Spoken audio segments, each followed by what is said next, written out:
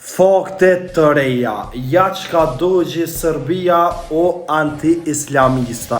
460 kulla, 225 xhami, 65 biblioteka dhe 0 kisha katolike. Pra, rrenat dhe lojrat e poshtra nuk kalojnë. E shoh që lëvizja po rikthim dhe lëvizje tjera anti-islamike ju pas kanë bashkangjitur kampanjës manipulative të shehullit.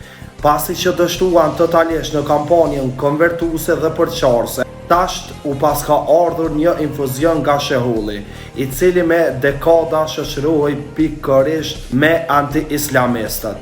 Sot në Kosovë ka ma pak xhamia se çka kishte në vitin 1912. Kjo falë Serbisë.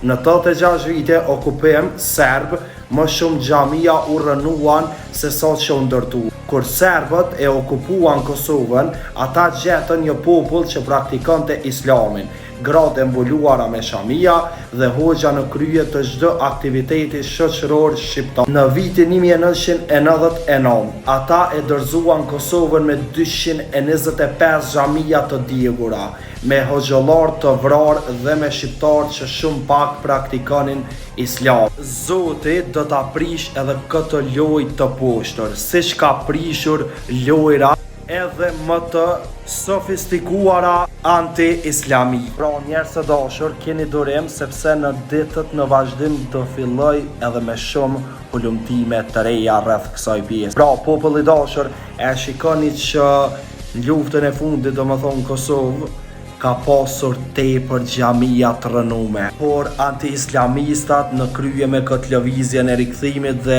lëvizjet anti-islamike janë mundoftur me mshef këto fakte. Por elhamdulillah prej Zotit që ja kum filluar me këtë pjesë edhe kum ju njoftuar çdo herë rreth kësaj pjese. Edhe mos harrojnë as çdo herë ju tregue anti-islamista dhe lëvizjes për rikthim që Islami dita ditës po shkon në maja të majës, domethënë ka me dal edhe ka me kam feja e parë, qysh e ka cek Muhamedi sallallahu alaihi wasallam, nuk ka me ardh kiameti pa u futur islamin në për çdo shtëpi të njerëzve, ose të themi shkurt të njerëzimit.